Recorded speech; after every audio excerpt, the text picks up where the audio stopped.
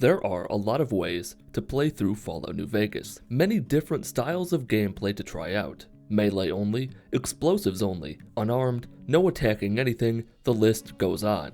But those only have restrictions to weapons you're allowed to use. What if you wanted to restrict your ability to play the game at one of its base levels? Can you beat Fallout New Vegas without moving the camera? Because a life without pain isn't a life worth living, New Vegas wouldn't let me start a new game. Todd Howard tried to save me from myself. I never actually figured out what the problem was. Bulk deleting hundreds of saves didn't fix it. Uninstalling different mods didn't fix it. Nothing did. Luckily, I had a save I made a long time ago, right when I got out of bed. I couldn't change my name or how I look, but I was in the game, and that's all that mattered. Just before activating the Vigor tester, I noticed I accidentally enabled one of the mods that changes the faces of NPCs. Doc Mitchell was more beautiful than ever, even if his mouth was broken. After the nightmare that was Fallout 3 without moving the camera, I had a pretty solid idea of what character to make. Strength at 5 for carry capacity. Perception is worthless. Charisma is a dump stat. Intelligence for earning experience and skill points. Agility is unusually high for me, mostly because it affects action points, which are used in VATS, and I assumed VATS would be my main method of attack. And luck is at 7, well, because 7 is a lucky number. Then I had to sit on the couch and answer a few questions, and therein lies the problem. I can't look down, and for some reason, you can't crouch until you leave Doc Mitchell's house. It's almost like an extreme version of the pacification field from Old World Blues. You can't crouch, you can't pull out any weapons, including your fists, or activate VATS even after getting the Pip-Boy inside his house. Now you would think that after the surprise at the beginning of the Fallout 3 no moving the camera video, I'd have expected something like this. Well, I didn't. And the real problem here is that there are no tricks to leave Doc Mitchell's house without the Pip-Boy or something like that. Clipping yourself through a wall puts you back in the house. Unlike Fallout 3, where clipping through the wall in Vault 101 will trigger the escape quest, allowing you to escape the vault even as a baby. My one last hope came in the form of jumping in place. When you land, for the briefest of moments, your crosshair is slightly lower than it is at your normal standing height. I thought I could use that to reach the couch somehow. I couldn't, so I failed. I had to look down at the couch to proceed. You cannot beat Fallout New Vegas without moving the camera. Never one to let monumental, dimension-altering setbacks get me down, I picked speech, medicine, and sneak, of all things, as my skills, as well as skilled and good-natured as my traits. Talking to any NPC will move the camera to position them in the center of the screen. This is one of 2 tricks I used to turn myself around throughout the game. I then looted what I could from Doc Mitchell's house, which wasn't all that much, entered the wasteland, and headed straight for the general store. I didn't sell much to Ugly because I didn't have much to sell. To leave his store, I had to use VATS to turn myself around. Same as dialogue, activating VATS will place your target at the center of the screen. Then you can just back out, and you're left looking in a new position. I never used the mouse or any other input device to directly move the camera to look around. I just used a mechanic in the game to do it for me. Inside the saloon, my finger slipped and I accidentally killed Cheyenne. Sunny Smiles came after me with all she had and lost her smile. In the time it took me to do a lap around the bar, Trudy and Joe Cobb had entered the building and were on the tail end of a heated debate about life, death, and the resurrection of Ringo. Yet Trudy didn't seem to care about the 2 dead bodies right in front of her. I didn't plan on killing her. I wanted to see what would happen during the Ghost Town gunfight quest if Sunny Smiles was dead without Goodsprings hating me. But Trudy presented herself to me in such a way that forced me to store my bullets in her womb. Clearly, this town couldn't handle me, and because I couldn't handle myself either, I left, only stopping to blow up the baby cows and pump their landlord full of lead before entering the barren wasteland between settlements. One of the good things about New Vegas is how well I know it. I could make it from Goodsprings to the Strip blindfolded. I guess one day I'll have to try that. A powder ganger told me it never gets old watching something blow up, and he was right. Watching its head explode was wonderful. After finally being able to loot something, only to have it be an empty carcass, I decided to postpone the challenge for a moment because my curiosity got the better of me. You see those tiny little flies fluttering around over a dead cow all the time, but what do they actually look like?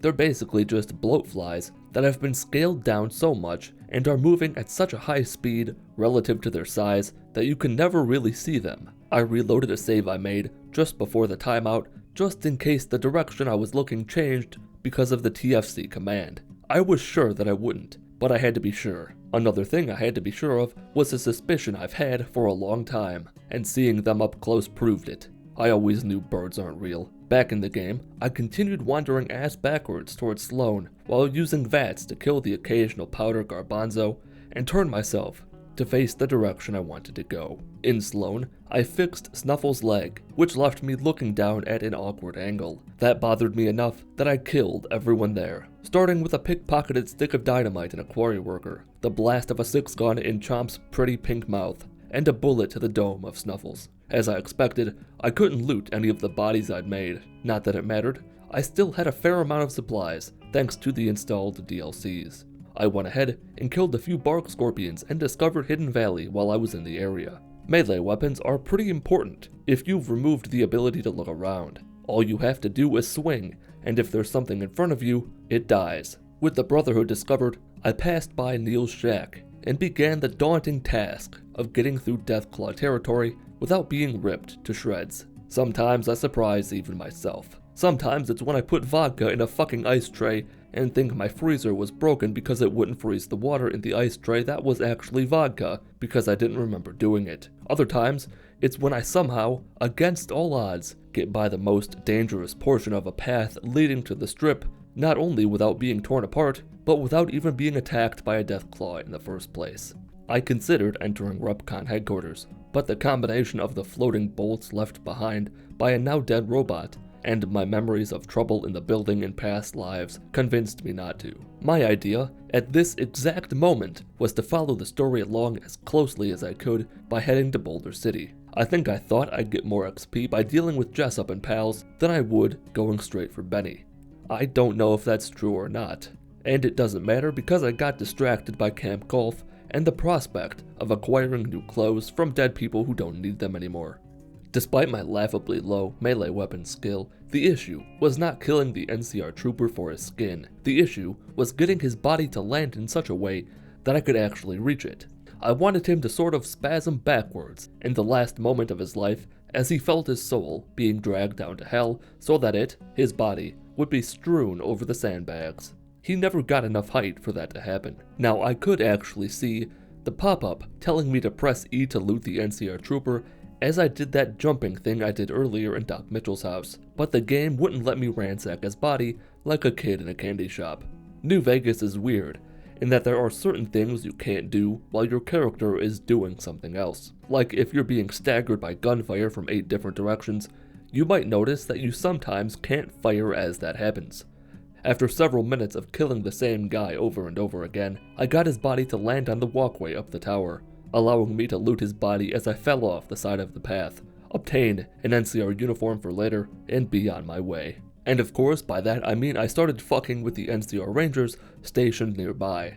I already had an NCR uniform, but I didn't have a Ranger outfit, which not only looks cooler, but is better as armor. Same thing as with the trooper, I had to kill the Ranger with such style and grace that his body formed an upside down V over the railing. I was able to kill him, hop over to the other Ranger, tackle him off a cliff, kill him, and not be able to reach his body. Eventually, I got a sneak attack on the first Ranger, which locked my neck in an uncomfortable position for a short time. I never got the armor I wanted, so I took a grenade launcher to all the recruits and left to press onward towards the strip. For reasons I can't seem to recall at the moment, I continued north, beyond the normal path you'd take to the strip.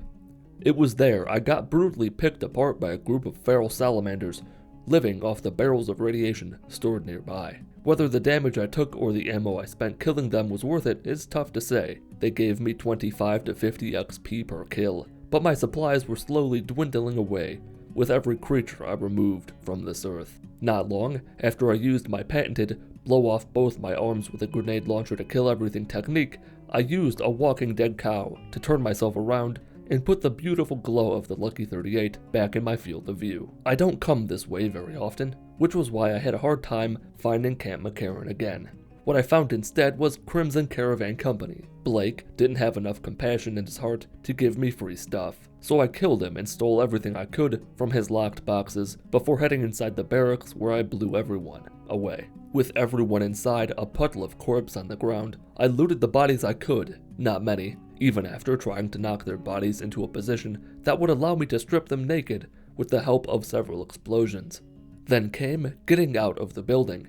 Everyone being dead meant I couldn't use VATS to turn myself around, and both doors were out of reach. The technique I attempted to use at the beginning of the Fallout 3 no camera move video was what I used here. Quick save, quick load through the door enough that I'm given the option to open it. Back outside, I discovered the gun runners before taking the longest possible route to the strip by backing my way through the sharecropper farms, around the north side of the strip, through North Vegas Square, before eventually giving up on finding Camp McCarran and entering Freeside to find a way into the strip. I did not have the caps to pass a credit check, and I lacked the conversational skills required to seduce the robots guarding the door, which was why I exploded them all, took the gate key for myself, and made it onto the strip at long last. My first stop was Gomorrah to gamble my cares away. Luck at 7 still gives you pretty good odds at winning in a hand of blackjack. It's not as easy as it is with luck of 9 or 10, where you would have to purposely try to lose. It requires some effort, but it only took me about 10 minutes to turn 86 caps into 5,100 caps. With those new funds, I was forced by society to kill the police as well as one guy who couldn't decide if he wanted to exist or not. I made that decision for him, and returned to the gunrunners to stock up on toys for my children to play with during these trying times. I didn't get anything crazy, no anti-material rifle or explosive shot-firing rifles, mostly just extra ammo for the weapons I already had. From there, I had to return to the strip to finish what I hadn't even started yet. The robots were still not thrilled to see me. I didn't plan on killing them all, or any of them to be honest, but I fucked up a quick save, and reloading the save, they were already mad at me. Then it hit me, like a grenade hitting one of them, that I already had the gate key. I could just enter the strip, blow off someone's noodle for fun, absorb a few bullets, and enter the tops to eviscerate Benny. This was harder than I would have thought, for reasons I've already mentioned. At times, upon being lambasted by dozens of bullets at once, you may not be able to fire your gun, move,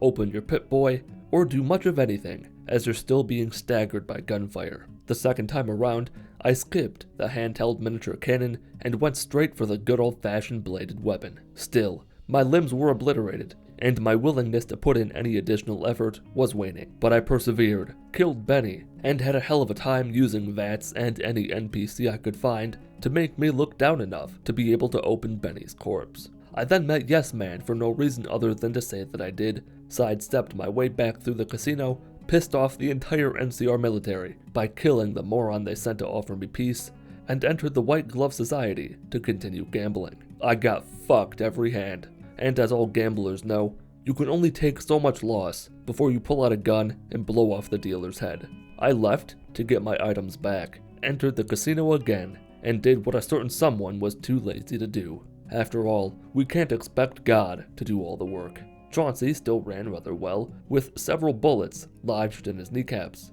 Opening the door to the White Glove gathering chamber proved a formidable task. I couldn't clip through the door enough to open it. Inside the room, I did about what you'd expect me to do. The grenade launcher made quick work of everyone. I leveled up, got speech to 100, and returned to Good Springs to get my battered and bruised body repaired by Doc Mitchell. Finding him inside took longer than it should have. I'm not sure why he wasn't sleeping in his bed. Maybe he wanted to be closer to the one who got away. With my body healed, my only course of action was revealed. Caesar must die. The easiest companion to retrieve was Veronica, as always. She joined me in my task to cripple one of the Mojave's superpowers. But before doing that, I thought to change things up. I went to Black Mountain to deal with Tabitha. The Dragon's Breath shotgun ammo I'd bought was a spectacle to be sure, but it wasn't all that effective. Even slugs didn't do as much as I would have liked, and I hate slugs. I used Veronica to turn myself around, call out Tabitha over the radio, and have her send her invisible army to attack us. And by us, I mostly mean Veronica. I was somehow able to take out the mutant overlord and steal his daughter, Annabelle. Getting the key to Tabitha's apartment took some time. Occasionally, you can activate VATS while you're in the air, making it easy to force your character to look down. but other times you can't, and I never figured out why. Veronica finished off Tabitha. My job was done. Raoul would be trapped in his holding cell forever, and with my good deed for the day done, Veronica and I made our way to Cottonwood Cove. Besides the family of golden geckos I wiped out, while Veronica took a nap on the ground, and the group of NCR Rangers I obliterated, nothing all too interesting happened on the way out there. Clearing out Cottonwood Cove wasn't necessarily easy, but it wasn't as hard as it could have been either. I died once, and got some weird on-screen effect. The grenade launcher was as useful as always, and Veronica did her part well. When I couldn't use the grenade launcher, I relied heavily on a shotgun or a hunting rifle and VATS to attack. I made sure to kill Dale Barton as I approached the fort. Nobody was allowed to have a cooler hat than me. Giving Veronica one of my best melee weapons ensured that I could fire blindly at the Legion puppies and their owners with explosive pleasure. I went into Caesar's tent expecting to be crucified in record time. That didn't happen. Annabelle made quick work of everyone inside, including both Caesar and Veronica. I spent more time trying to loot all the bodies I made than I did making them in the first place. With the Legion finally finished, I went to Veronica's favorite hole in the ground to see what else I could do to ruin families. I got inside, said hello, and left. If my face isn't enough to traumatize them to the point where they kill their children to end their suffering, nothing will be. Back at the Lucky 38, I spoke to the Big H, gave him the chip, went down to the basement, and panic set in. I thought I'd be stuck with no way to escape. VATS is worthless down there, and there's no way to turn myself around. Then I remembered that the game automatically sends me back to the penthouse, which was where Robbie sent me to upgrade his WAM for Minecraft. Getting into the weather station was a real bitch in my ass. Veronica was off sleeping with the dead bodies again, and I couldn't find the cunt who was shooting at me. Getting through the forces inside the station wasn't any easier. They beat Veronica into nap time almost instantly, and my quality weapons weren't enough to take them out in quick succession. Through the use of Veronica, I was able to turn myself around easily enough down in the bunker. She did a lot of the killing on my behalf. Back outside, I traveled back to the strip, and once again had to kill the Securitrons guarding the gate. House informed me of the boomers, and I was on my way. This game's Grandma Sparkles ate the big one. I looted his body after spending 3 minutes moving my view enough with Veronica, and ran through the boomers' bombardment. I got lucky with the timings, and made it most of the way through, before the boomer's stupid humor crippled me. Speak to Raquel, and Pearl as she tries to flee, spend like 5 minutes trying to VATS Veronica at just the right angle so you can look down enough to loot Pearl's body, realize it was worth it because of how many grenades she had stuffed in her end sexism forever by killing all the women in the bunkhouse, somehow find Loyal when you were actually looking for a children, kill Loyal, and return to Mr. House again. His next task for me was to handle business over at Gomorrah. I already ran them dry. No reason to not shoot the innocent people inside. I wasn't sure exactly who had to die to tie a nice little bow on this casino's existence, so I made sure to kill everyone I came across that wasn't dead yet. To loot the bodies, I had to deal with this terrified whore. That's an exact description, I'm not being rude. I achieved my goal when she stopped panicking, right around the time I put a bullet in her neck. From there, I was sent to destroy the Brotherhood of Steel. Quite unfortunate. I didn't want to, but I also didn't want to side with Yes Man again. The NCR hates me and Caesar is dead. I had no choice but to do as the computer asked. This isn't an audition, but if the CIA is looking for someone to brainwash, I'm their guy. I'll believe anything. I had the good doctor stick a battery in my ear to make me more charismatic, and said howdy to the Underseer, hoping for a way to settle things real peaceful like. As Quacky the Down syndrome ducky once said, diplomacy was never a choice. Problem was, Veronica had a lot of my stuff, and she was a useful tool. Disposable to be sure, but useful nonetheless. I snagged the keycards from all 3 fools, which wasn't as difficult as you'd think. I sent her packing after I took back everything of value I had given her, activated the failsafe, ran for the hills, and got energy fucked by the paladins waiting outside. That thing I said earlier about being staggered by gunfire really got me good and deep here. Even firing a missile launcher was next to impossible. In fact, the only way I could beat them in a fight was by refusing to fight. I ran away, got Veronica back. She got mad almost immediately. I punished her for betraying me, and set off on a quest to find a new companion who wouldn't stab me in the back. And what better choice than Novak's favorite widow? I spent more time in the hotel lobby trying to get the key to Jeannie Mae's safe and into the safe itself than in any other playthrough before. Getting to Boone, thanks to Dinky the Dino Guy, wasn't any sort of a challenge. Now waking up Jeannie Mae, that was a challenge. She was asleep, peacefully in bed, at just the right angle, that I could not take aim at her skull and vats, or reach her in any way. Even when crouching on her unconscious body, I was only able to reach her by constantly clipping myself through her bedroom wall until I got into position, looked down with vats, sent her to see Boone, watched her explode, and went back inside the dinosaur to speak to Boone. A similar problem occurred inside. I couldn't reach the door to the dinosaur's mouth. I'd planned on waiting until Cliff Briscoe showed up, but Emily Ortle, who's usually waiting outside the Lucky 38, had other ideas. That sneaky bitch followed me inside. With Boone by my side, I returned to the Lucky 38, gave him all the weapons in the world, immediately told him to wait outside, and got my last mission from Mr. House: power up the substation. I knew the NCR wouldn't appreciate me entering the off-limits building and blowing up everyone inside. Boone wouldn't care for it either. That's why I again told Boone to sit tight, this time at 188 Trading Post, so he could see what happens to those who cross me. My NCR armor made it so the NCR wouldn't attack me. I took it off to provoke them all. I acted in self-defense by committing numerous war crimes. From there, the only thing left to do was lead the assault on Hoover Dam. The good news is that the NCR Rangers on the scene largely ignored me thanks to my armor, and it was mostly a straight shot across the top of the dam to the offices. In a surprising twist, I actually took on a few of the Centurions atop the dam before entering the offices. After I installed Mr. House, Boone got to work killing his brothers and sisters in arms while I turned myself around and hit the big red button. Just before we left the offices, Boone let me know how unhappy he was with all the death I'd forced him to cause. The push through the Leggett's camp was not too difficult, though I was a little concerned about my broken hand. As for the Leggett himself, well, I fully expected this to be a nightmare. I'd gotten speech to 100 as something to fall back on, but I didn't want to use it. I took a few drugs, pulled out a missile launcher, and blasted the Leggett. He charged at us with rage in his eyes that I couldn't see, and anger in his heart that probably didn't exist. My missile hit him in the chest, right where his heart should have been. He dropped like a sack of shit. General Oliver arrived. I hit him in the chest, just like I did the Leggett. Boone was too busy being unconscious to care that I just murdered his king. I tried to stop Mr. House, failed at that, but also failed at beating Fallout New Vegas without moving the camera. If you enjoyed the video or learned anything, leave a like. Leave a dislike if you didn't enjoy the video or didn't learn anything. Thanks to the Champion tier supporters as well as other channel members for making videos like this one possible. Join the Mitten Squad Discord server through a link in the video description. Follow me on Twitter at Mitten Squad. My name is Paul of Mitten Squad. Coconut flavored Red Bull exists.